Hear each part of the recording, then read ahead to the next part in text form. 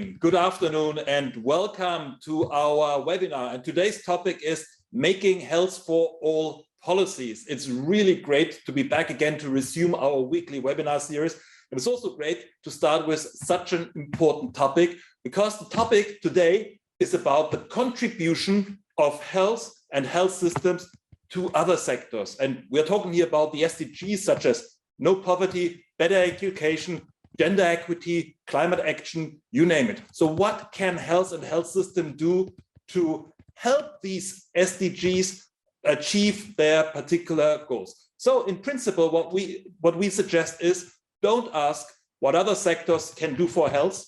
Ask instead what health and health systems can do for other sectors. So this is a quite a change of perspective, because in the past we always ask, how can education actually support health? How can well nutrition support health? This is the health for all policies, but health in all policies perspective. But we are now changing a little bit and looking for health for all policies. The key concept here is the co-benefits. So what benefits is health and health systems, investment in health and health systems producing in other sectors? We have published the basic concept in the Lancet Public Health, and we've also published and launched last week at a ministerial conference a policy brief on the topic. And if you are now confused, don't worry, because we have wonderful speakers who will clarify. And just to let you know, our first speaker, the keynote speaker today, is Luigi Siciliani. He is professor at University of York, and he's a health economist. And he has worked on with us on this stream of work for quite a while. And he's now starting a special issue on the economics of co-benefits and health for all policies. We are also very happy to say that we have great spotlight speakers. Andrea E. Schmidt has joined us from Austria. She is head of the Competence Center on Climate and Health at the Austrian National Public Health Institute. We have today with us Ellen Kuhlmann. Many of you probably know Ellen. She is the head of the UFA section on health workforce research, and she's also affiliated with Medical School Hanover in Germany. And we have also with us today Michelle Falkenbach, and Michelle she's a colleague of mine, and she will talk about intersectoral governance, because if you work with other sector, if you want to achieve something for other sectors, you also need to engage and have close relations. Last but not least, I would like to introduce my colleague Erika Richardson. Erika will run our audience poll, and she will also help to feed back comments from you coming through the chat. And this is just for the housekeeping. As I mentioned, please use the chat for comments, ideas, links, whatever. And we will try to pick them up and present them to the panelists at the end of the session, so that they can respond to your input. We are going to record this session, and we will put it on YouTube as all of our webinars. So you will find it in our YouTube channel.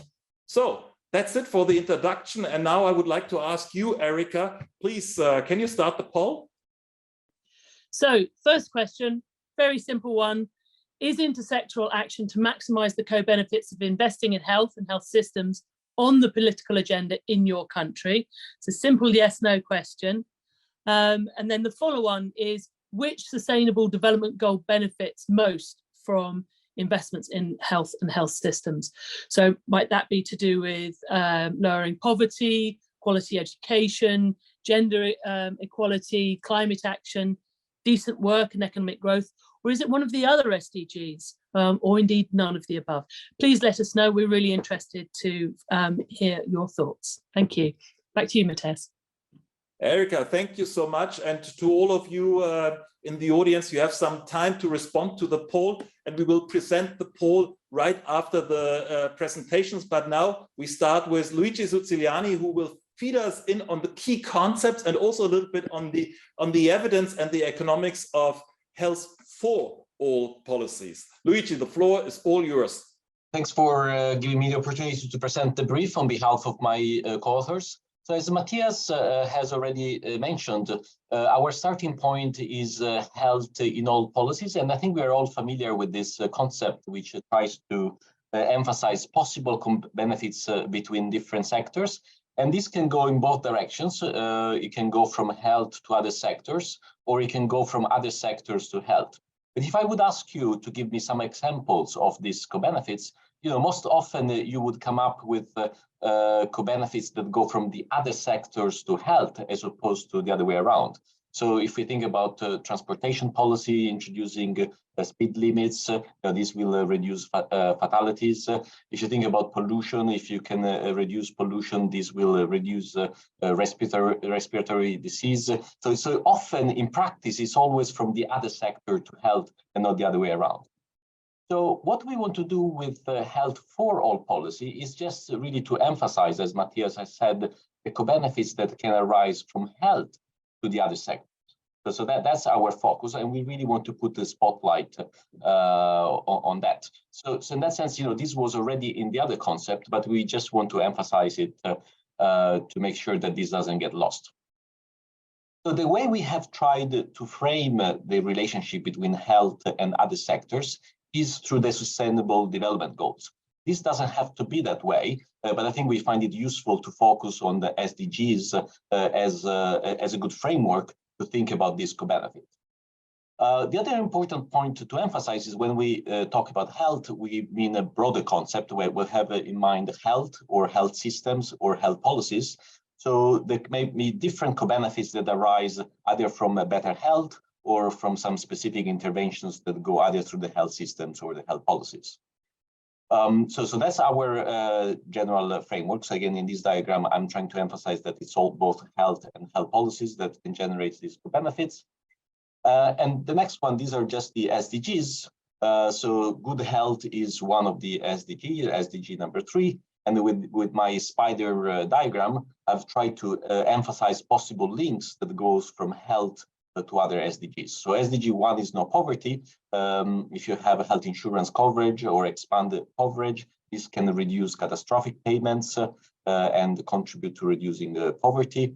Another one is quality education, which is SDG 4. So if children are less likely to miss school, that can improve education, or there is a link between health and cognitive abilities. That's another link. Another important SDG is SDG number 8, which is decent work and economic growth. And there are many links between health and employment or work through better productivity, reducing sickness days. Another one is through inequalities, other broader inequalities or gender inequalities. And then there is like climate action. So we'll give a couple of examples, and we have also spotlight how, for example, if you make hospitals green, this can really help and contribute to help the environment. Okay, so that's again our framework.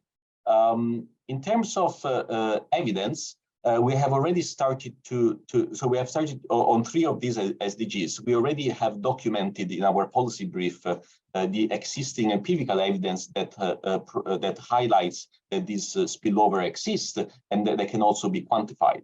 So these are a few examples. So if you start again with SDG 1, which is poverty, there are now several systematic reviews that they show how expanding health insurance coverage can reduce out-of-pocket payment and catastrophic payments.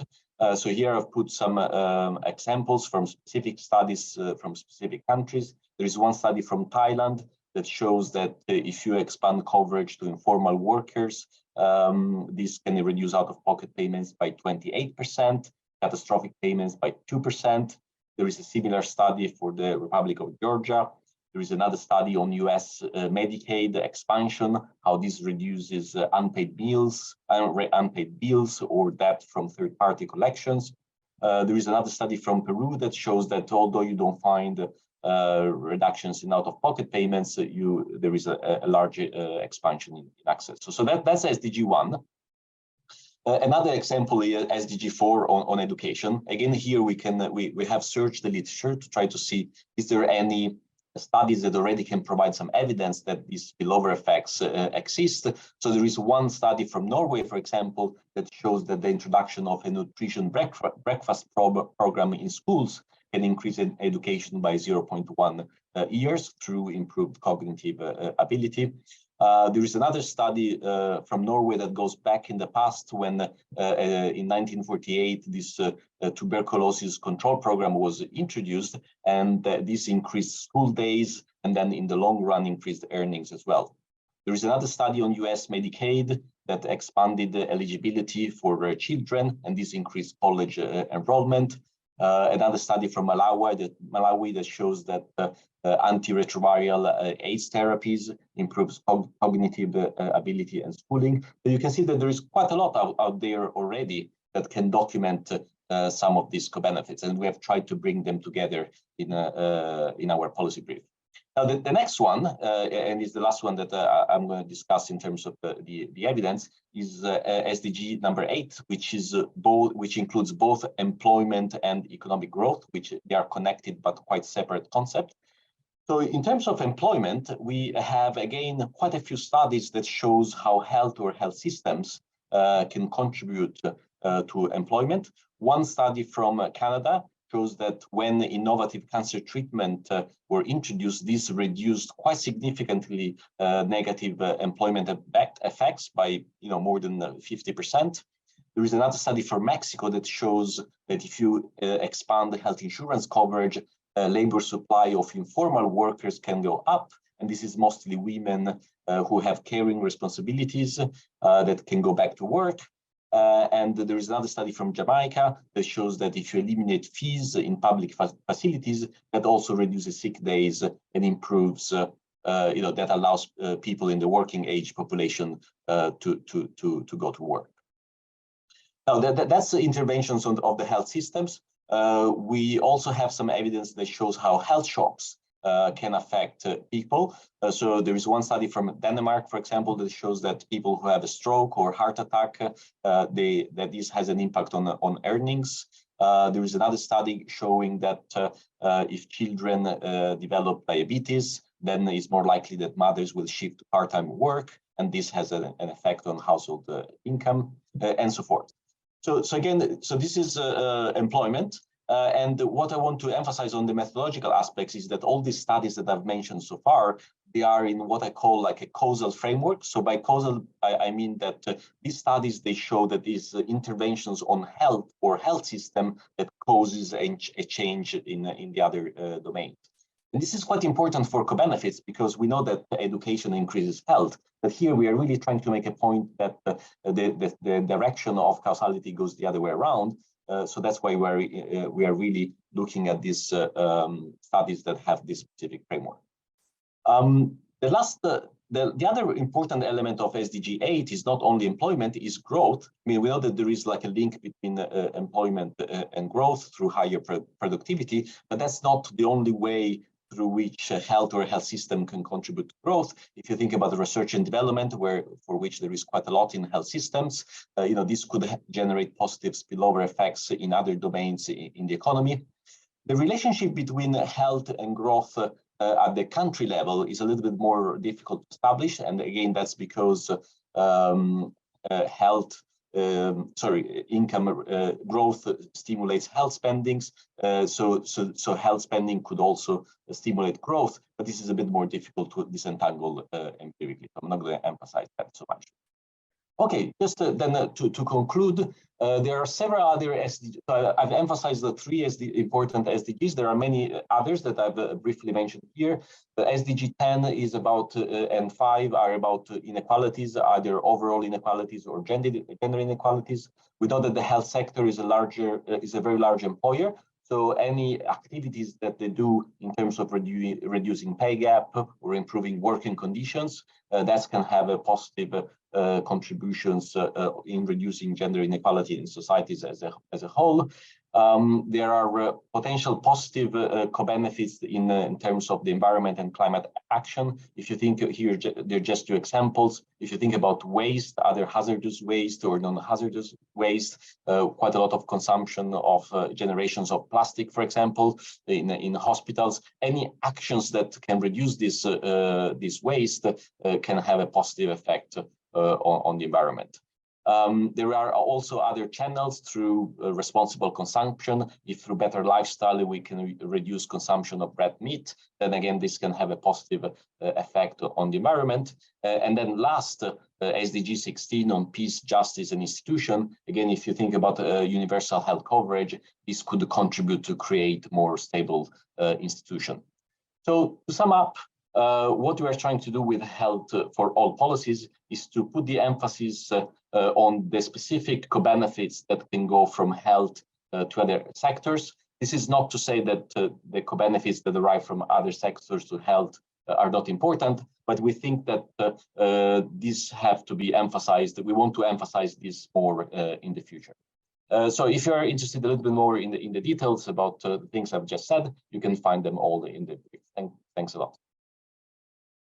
Luigi, thank you so much for this very concise and super clear presentation. And I have to say, it also fills me with hope and it encouraged me because, you know, first of all, the evidence is coming from a very diverse set of countries. It's coming from high-income countries and low-income countries. And in some ways, it fills me with hope that this is kind of a universal relationship, that you can prove this in many contexts for many different sectors. So that's great. And also, that there is evidence which is actually causal or has causal linkages.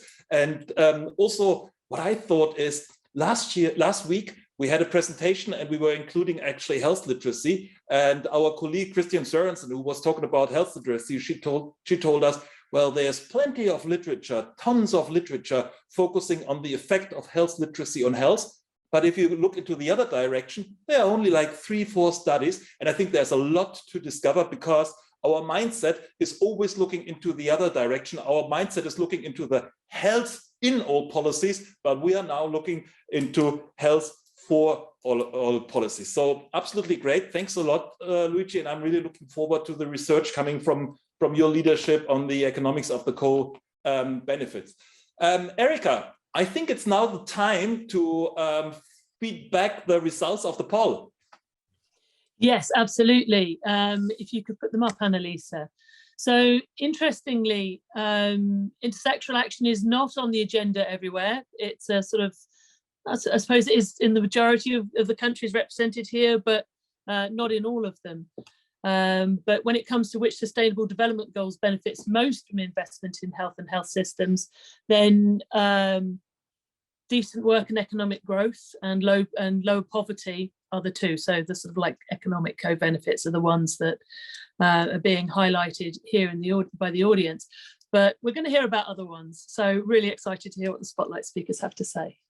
Erika, when I look at this with my optimism, I would say, oh, the glass is actually half full. There are enough countries which have already started, and I think we will have a lot of opportunities to report on this, you know, and to analyze this. And as a matter of fact, over the summer, we hope that a major volume will come out, and it has a lot of case studies on greening the hospitals, urban redevelopment with health systems. So I think there's really a lot of stuff going on if you think about it, if we change our mindset a little bit. So thank you so much for this, Erika. And I think that we can go now to our first Spotlight speaker, and I would like to invite Andrea to focus now a little bit on co-benefits and climate. Andrea, the floor is all yours. Thank you very much, Matthias.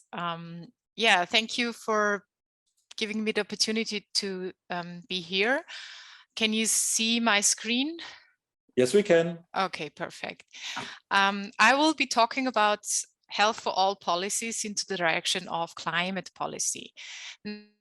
may ask, what does health actually have to do with climate policy? And it may come as a surprise to you, and only 35% in the poll actually said that their countries are see health policy contributing to climate policy. But it may come as a surprise to you, but the health sector contributes between 3 and 8% of CO2 emissions, according to a study in 36 countries around the world. And where do these emissions come from, actually? So this includes questions like, what does my building of my hospital look like? How is my doctor's practice being heated? How do my employees get to work? Where do I discard operational waste after a surgery? Where do I put hygiene material? And what do patients eat in my hospital? So, and we as the healthcare sector have an essential role here, because essential services like healthcare will not go away. And therefore it is important, even the more important, to increase the so-called CO2 handprint instead. So we want to increase climate competence of healthcare workers and in the health sector in general. Now, health policy has an impact on climate policy, in fact, at different levels. At the micro level, so for example, there can be green teams between nurses, doctors, and the administration in a hospital that look at processes and look at sustainability management in the processes every day. The second level is the meso level, answering the questions that I mentioned at the beginning. And the third level is the macro level. So when we talk about value-based healthcare, which has become a bit of a buzzword also in recent years, we need to discuss also what value means from an ecological perspective. Now, I would like to go back to the framework that was presented by Luigi and say that also this framework works very well with the interconnections of health and climate policy. So if we have better health and reduced health inequalities, we are contributing to reducing CO2 emissions. That means that there is a lower demand for healthcare services, and therefore the CO2 emissions go down. At the same time, health policy can take an active role in reducing CO2 emissions, and that combats climate change, which in turn is a positive effect for vulnerable groups, because as we know, climate change affects vulnerable groups disproportionately. And so we are contributing also to reducing health inequalities when we combat climate change. Now, example, if you allow me, that is the example of food systems. Now, again, you may ask, what does health policy have to do? What does food policy have to do with climate policy? Now, another surprise for you. In fact, between 19 and 29% of global greenhouse gas emissions are produced by food systems. I'm not saying food and nutrition at an individual level, but it is important to talk here about structures. This includes production, processing, marketing, cooking, consumption, food waste, and recycling. Not all of these are caused, of course, primarily by the health sector, but the health sector has a strong role for nutrition policy to take an active role towards plant-based, regional, seasonal production and consumption. And to ensure and create standards for healthy and sustainable nutrition standards across the life course, and also in institutional settings, if you think about care homes or hospitals again.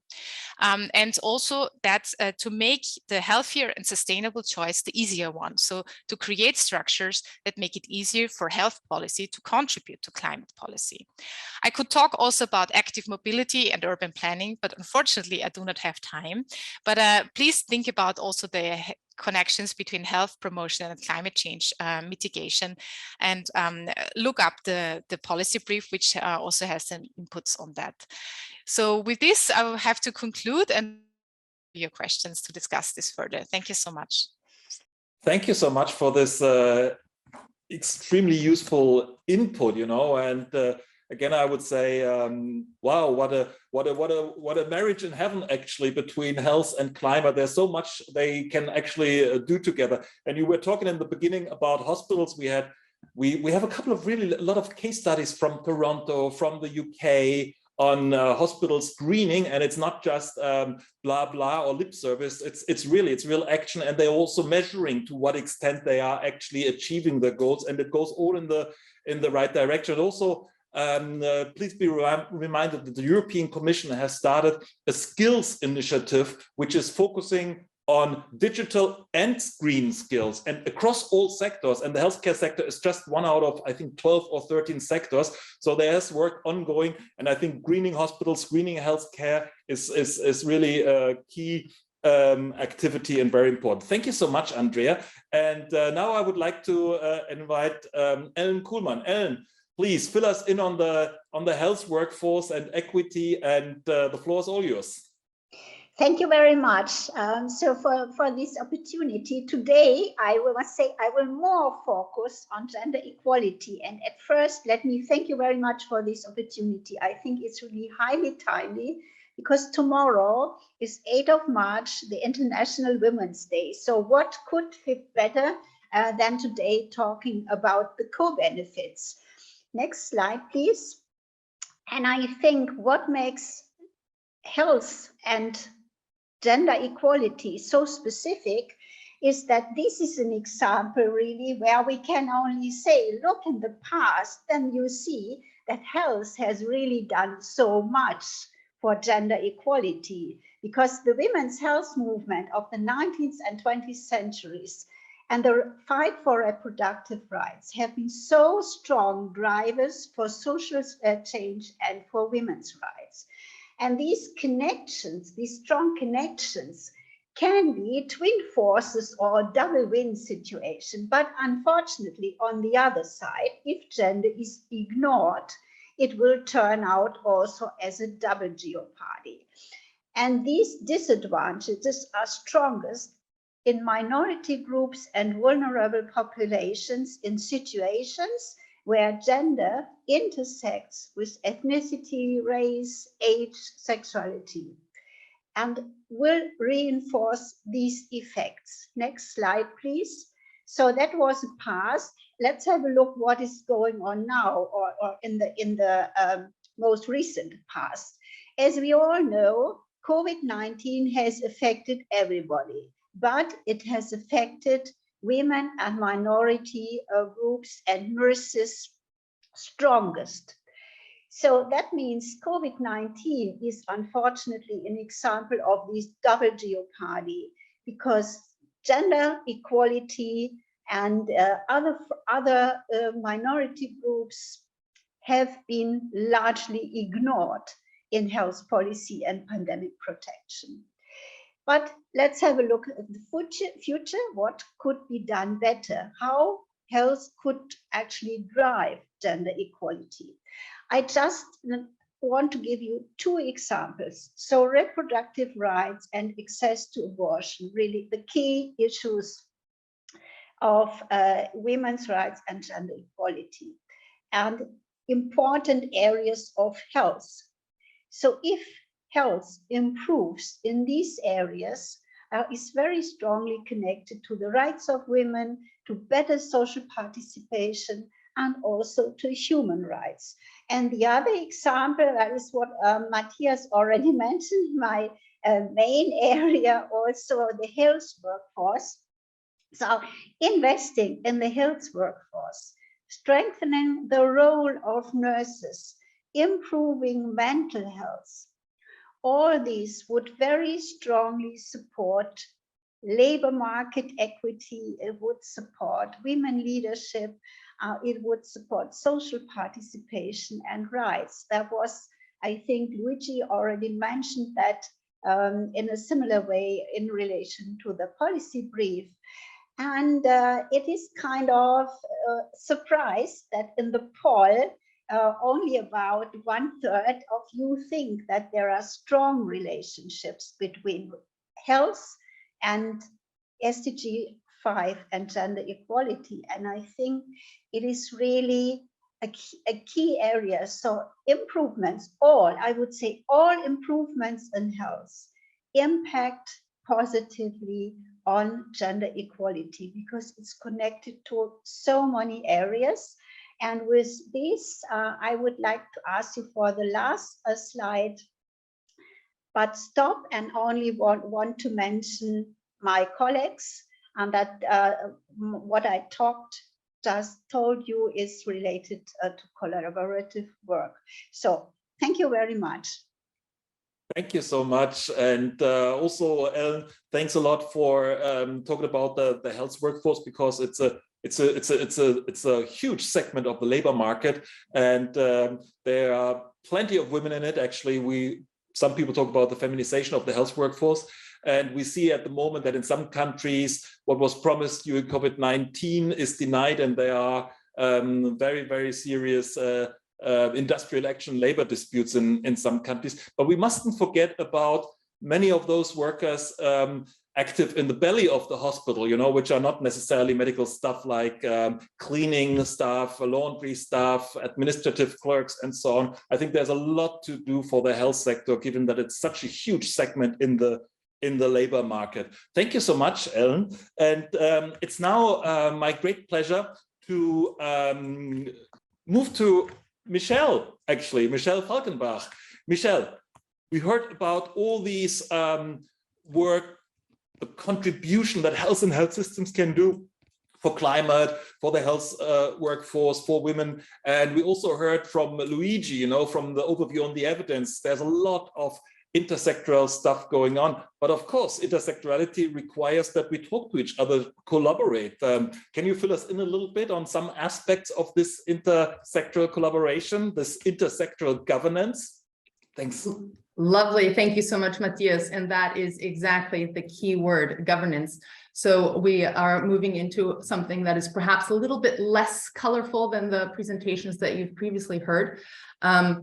Identification of co-benefits is only the first step towards achieving intersectoral action, and perhaps more difficult is actually implementing them, and then even having the ability to sustain these intersectoral actions. So being able to implement these great suggestions, as proposed by my colleagues previously, we need to understand the political system in which they live.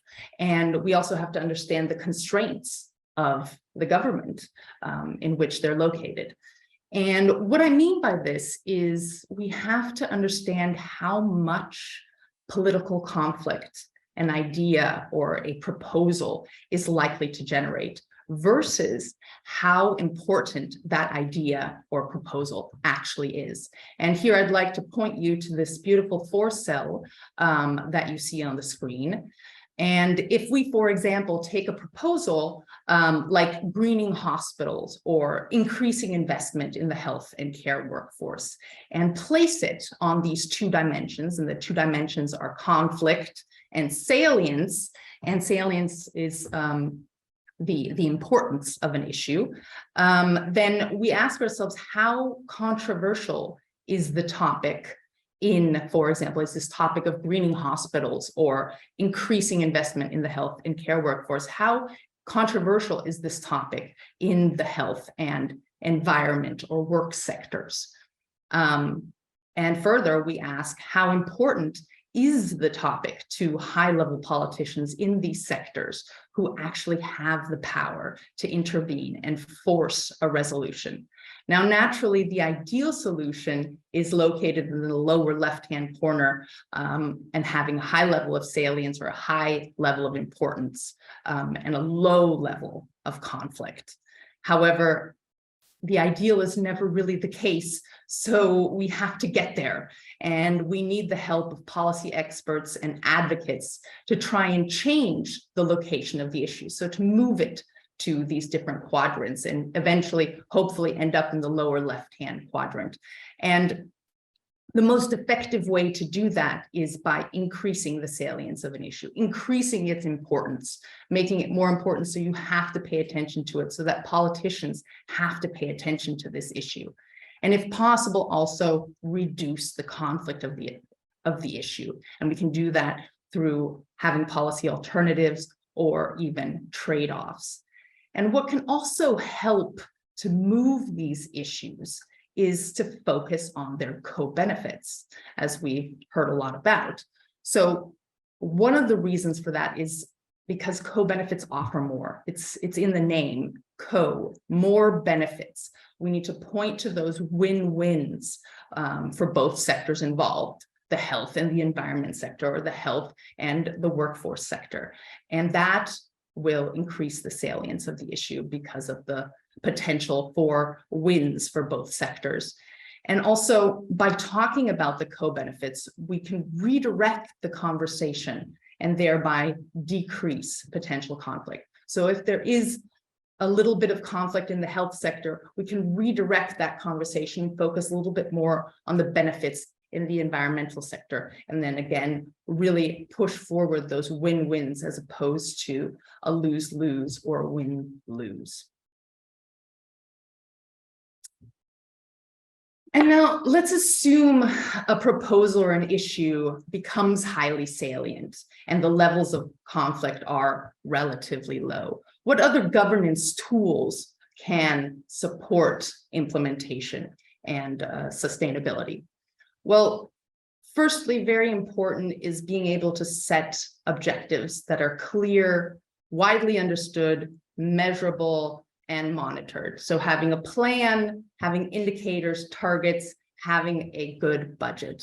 We need to establish who's responsible, implementing coordination mechanisms where they are appropriate, having supportive legislation, regulatory or administrative mechanisms where they are necessary. And then another thing is engaging all relevant parties. And I don't mean just those within government, but those also outside of government, grassroots organizations, civil society. Bring them all to the table. This increases accountability, transparency, and is generally very good governance practice. And the final point is ensuring accountability, taking account of existing constitutional roles, legislation, and programmatic design. And I'll end here with the statement that simple policy design with a clear and easy to trace co-benefits that are highly salient and have low levels of conflict are typically key to the implementation of and sustainability of policy action. Thank you so much. Thank you so much, Michelle. I think that was very important because you have driven the issue to the heart of matter. It's very key that we discuss this with other sectors and that they understand that the health system, investment in health and health system is not just an expense, it's a proper investment and they can benefit from it. And I think this is a very important argument. This is a very important argument, especially in the time when the fiscal space for investment in health is shrinking. And we all assume that in the near future, money will be much tighter than it is at the moment and has been in the past years when we were responding to the COVID-19 pandemic, to the crisis. So making clear, we are not only producing health, but we are also producing added value for other sectors, should be a very important argument when discussing with other sectors and when discussing at the government level. So thank you so much. Thank you to all the speakers, and also thank you for being so mindful time-wise, because that gives us really the opportunity to have a nice panel discussion and to feed back questions and statements from the audience. And Erica, I hope my mind doesn't deceive me, but it looks like this was quite active, quite a lot of stuff in the chat box. It's a bit of a challenge, I guess, for you to bring this together and feed this back to the panelists. Erica, please. Thank you very much. Yes, really, really exciting chat box. Please do keep your comments coming in. I'll continue to monitor it. And some really quite big, bold questions, some quite hard questions. So you might want to direct these at Luigi. But it's how do we estimate the benefits? How do we actually measure this? And most importantly, I think also when we're talking about governance and convincing politicians, how do we quantify the impact? Are there any figures in the report? How are you going to get these figures? That sort of thing. This is a lovely question for everybody, but if you've got a research budget, where are you going to focus it to get the evidence base that we need for these co-benefits? And how are we going to quantify not just the co-benefits of the health system, but also health promotion interventions? So if we start with those, we can move on to, I've got plenty, don't worry. Okay. Luigi question.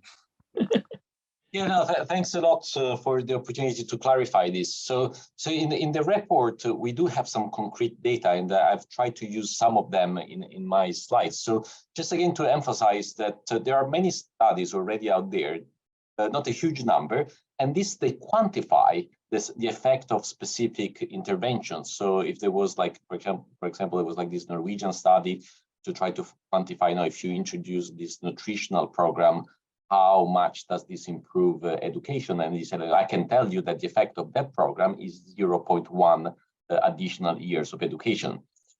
So that's the kind of studies that we have available. And I think what our own philosophy is to try to collect all this information and bring it all together in one place, hopefully in a more structured way in the future.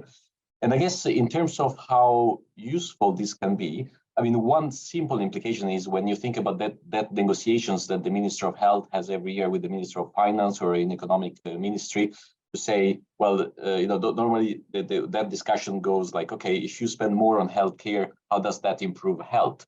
But what we're trying to provide the evidence for here is to say, well, when we invest more in the health system, then there will be these additional co-benefits in the other domains. And you know, we cannot tell you exactly, you know, if you increase the spending by 1 percentage point of GDP, you know, what is the exact effect on education or poverty, because that will vary by countries. But I think this body of evidence can still say, well, we are confident that that will happen, and we also have some idea of the order of magnitude that the return is going to be. So I think Luigi, can I ask you back one question? Does it mean that probably the outcome measures will vary from sector to sector, from SDG to SDG, or is there the chance to have something which is more comparable? Across the SDGs, you mean? Yes. Yeah, so I think that the way we approach it, we are trying to identify the benefits sector by sector. If you really want to compare then the benefits across different sectors, then you need to find a common currency. But then what is the common currency that we are willing to use? Well, this could be money, but many people feel uncomfortable with that. Another possibility will be to use well-being. But again, how do we measure well-being, and how do we estimate the relative contribution of each SDG to well-being? But again, you know, we have had some of these discussions within health technology appraisal more broadly. So in that sense, that's another question that was related. You know, if you have a health authority who would like to negotiate the budget, do they normally take into account these additional co-benefits? Often they don't, because they think that their job is the health sector, but maybe we give a framework and we are trying to push that maybe these other co-benefits are important. Maybe I'll stop there. I mean, there was another question about growth, but I'll answer that if you ask me to. Erica. Yes, I mean, the question about growth was, can growth be, what can health do to promote not just economic growth, but equitable growth, with the focus on equity?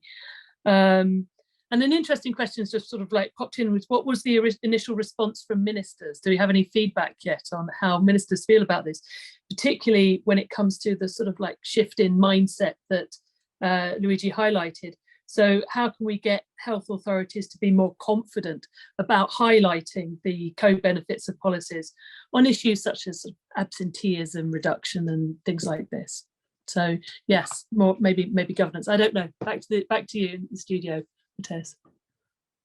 Yes, thank you so much. Talking about the ministries, I mean, Luigi, you've been with ministers last week, and just one thing, you know, Finland has introduced a regional level and has federalized itself, and actually the regions are called well-being regions because it was deemed insufficient to have GDP as an outcome measure for the welfare of society, and they are rather looking for well-being, and I think they are very much interested in this sort of work. Erica, are there any questions which you could put on the table for Michelle, Andrea, and Ellen? Oh, Luigi, please. Yeah, I mean, I wonder if I can come back on the growth point, which seems like an important one.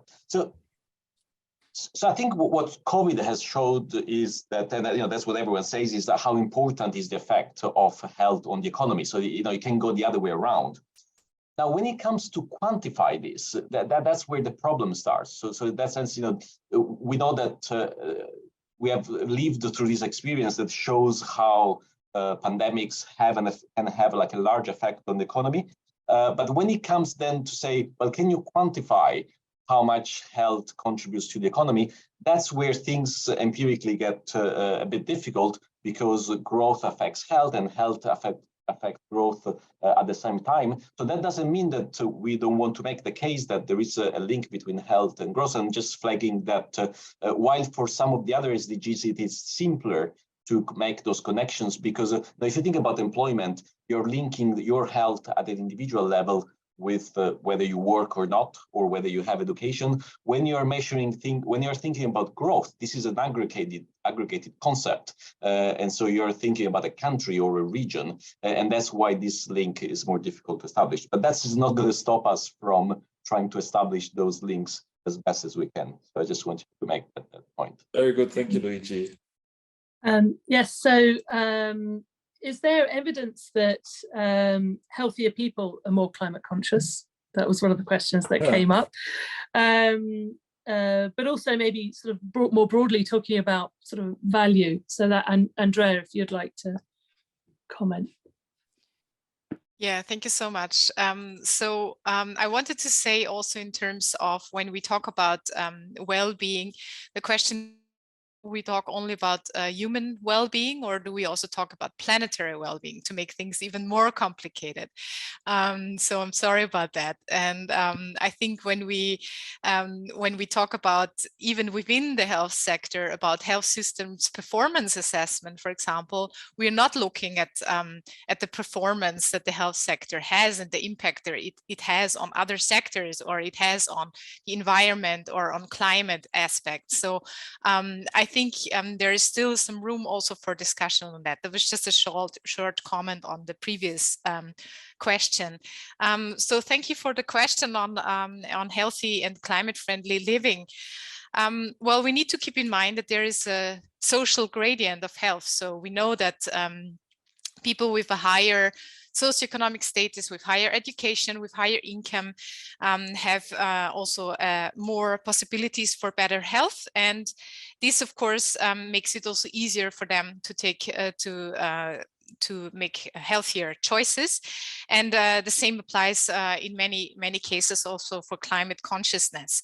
So what we're what I would say is what we should focus on is not so much who is doing the healthier choices or the more climate-friendly choices, but really what structures do we need to create in order to allow also groups that are socially more challenged or more disadvantaged to live healthy and climate-friendly ways. So, for example, to have food choices that are not too expensive, even though they're climate sustainable and healthy.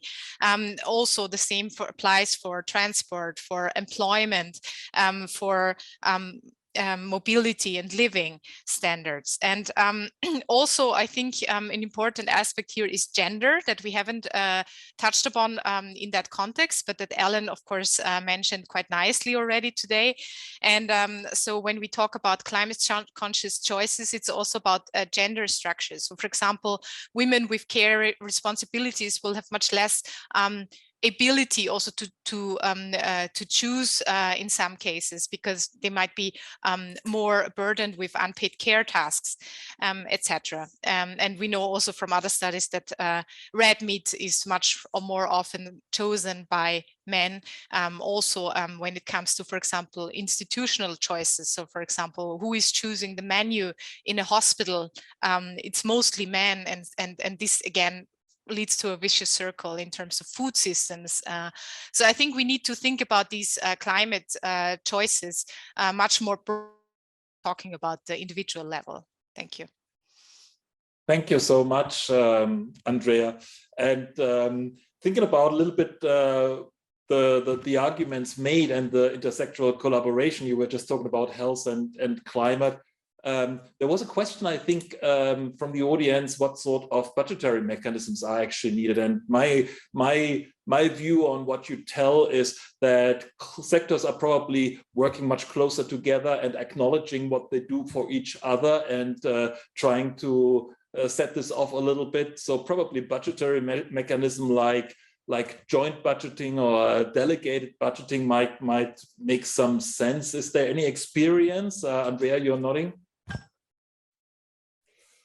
Yeah, so definitely, I think to have joint budgets, it's a very good idea, but it sounds, of course, easier in theory than in practice. But we know that, for example, in Finland, there is maybe someone in the audience can clarify if it's correct. But as far to my knowledge, there is for health promotion also an intersectoral pot where funding is made possible for intersectoral collaboration. I think something similar we would need also for the interconnection of health and climate to avoid these conflicts between sectors that are also described quite nicely in the policy brief, actually, and that Michelle described. Thank you. Sweden, the National Board of Health and Welfare responds to 4 different ministries. And by definition, it's already a kind of intersectoral governance body, which can facilitate quite a lot in this regard. Erika, any other questions from the? Yes, so one was on sort of like the toxic workplaces, which would, you know, naturally falls to Ellen to discuss potentially, and sort of how, you know, what they when we talk about sort of like health co-benefits in the workplace, what would that look like when it comes to sort of like health workforce policies, but also questions for Michelle on governance. So do we see the health sector as a convener of policies and the sort of main conduit for all these policies? Or is the health sector more of a collaborator in other people's projects? So what is the role for the health sector in health for all policies? So thank you. Shall I respond first, if that's yes. okay? Thank you. Yeah, I think that is, thank you for bringing the health workforce back in, as I think the health workforce is really one supposedly of very strong issue where you can be very sure that if you improve the work conditions in the health sector, that has a big impact. Matthias already mentioned that we have about, if I'm right, on average 10% employment in the health and care sector. It's clear if you improve the working conditions, then it affects many people. And as we have 75% on average women in this sector, then it's also clear that's automatically related also to improving gender equality. And I think these, I'm not sure whether I understood the question correctly, whether it's also what can be done. I mean, it goes back much more to Michelle and what Luigi also said. It depends on the country, on the sector, on the region. So there is not one fits all suggestion what can be done. But for me, highlighting that it is an issue and that the healthcare sector has a responsibility and can do something for other sector, for the employment sector. That would be the first step, and then it goes to policymaker, and then it goes to more, more hands-on things and implementation issues. Thank you. Thank you so much. The working conditions should actually be a no-brainer, because working condition is also very key for recruitment and retention. And we know that hospitals, for example, that have less staff turnover produce much better quality, both in terms of outcomes, but also in self-assessment of the patient. And then at the same time, you say, this is actually supporting the equity agenda and another SD. So that should be quite clear. Michelle. Yes, thank you. I just want to emphasize again the points that were made already, that governance is really complex and very, very context dependent. So it really varies from the type of system, the type of country, the type of society that you're looking at, which makes it so challenging also to implement and to engage with positively. But to the question, so interestingly enough, health is, aside from the COVID-19 pandemic, health is often siloed and not really brought to the table when thinking about intersectoral collaboration or when ministers convene. Health is kind of always left out because perhaps it is, as one of the comments had said, just seen as sort of a cost rather as an investment. And so I think that health very much needs to be a driving force in spurring these intersectoral collaborations. But I also think that it would be a good thing for health to join the table more, to be more engaged with other sectors and to participate in the discussion with other sectors. So to concretely answer the question, both health needs to both initiate and also join the conversation more so that we can spur more intersectoral action and really accomplish these SDG goals. Andrea, what is your impression? Is the health sector already advancing enough action for addressing climate change and producing co-benefits for climate and environment? You caught me by surprise, too quick to prepare a diplomatic answer for this, Matthias. But yeah, I think there's definitely still a lot of scope for improvement and for taking responsibility. From our experience, and the Competence Center for Climate and Health was created only last year. And what we are seeing is that in the climate area, so for example, also at European level, in the climate documents, their health is already partly being considered, while the other way around, this is not necessarily the case. So there's still a lot of awareness needed, and at the national level, we are seeing the same. So it might be due to previous austerity measures that the health sector has experienced, or other scarring because of the health workforce and the difficult situation it is in. But I'm seeing some resistance in taking more responsibilities. There are some front runners in Europe, like the Netherlands or the UK or France, but there's still a lot of scope for improvement. Actually, Finland also, yeah. So there is still more to be done, and I hope that there will be more incentives and maybe even some hardcore legal parts that will ensure that there will be more to be done, because climate change is not waiting for us. Thank you. Erika, maybe one more question and we ask Luigi to wrap up a little bit. One of the things, it's quite a hard question. I'm a bit worried about finishing on a hard question, but it's a hard question. And has there been any research into the co-benefits for conflict resolution? So the co-benefits of health policies for conflict resolution, and what can be, and how health sector, health system, health policies can contribute to peace. Yes, please, Luigi. Maybe I can do like a joint response, maybe answer that question, and then yeah. So I think, well, I would have to look into it, but there is quite a lot of research trying to see how conflicts and wars impact health, and this is well documented. There is quite a lot of work on political economy in health. So this has been documented. I think the more difficult question is, again, the other way around. Is it the case that by expanding health coverage or maintaining health coverage, do you contribute by having more stable institutions, so that maybe you can prevent some future wars in the future? That's much more difficult to provide evidence for that. But again, I would have to look to be sure that that's an accurate description of how the evidence. But there is, I know that there is like a community out there who is interested in these issues, and I'll make sure that we'll review this when we make the next. Will I wrap up? Erika? Yes, please, Luigi. Yeah. So I think I've heard like several different concepts that came out today that relate to value-based healthcare, well-being, and then we are mentioning the co-benefits.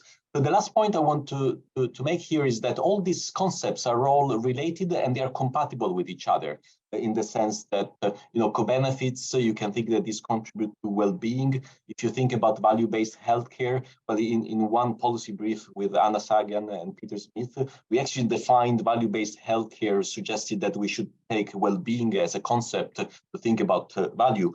So I think we have a common conceptual framework here. So I think the next step is really to try to document the evidence and make sure we bring it all together so that we can claim that we can invest in a health system as opposed to just thinking as health system as a cost. And then the last part then is going to be more to think about the governance that Michelle has also emphasized. So I hope that we have a clear plan on try to move forward. Thank you. Thank you so much, Luigi, and thank you for ending on this rather positive note, providing a little bit of a perspective how we can move on.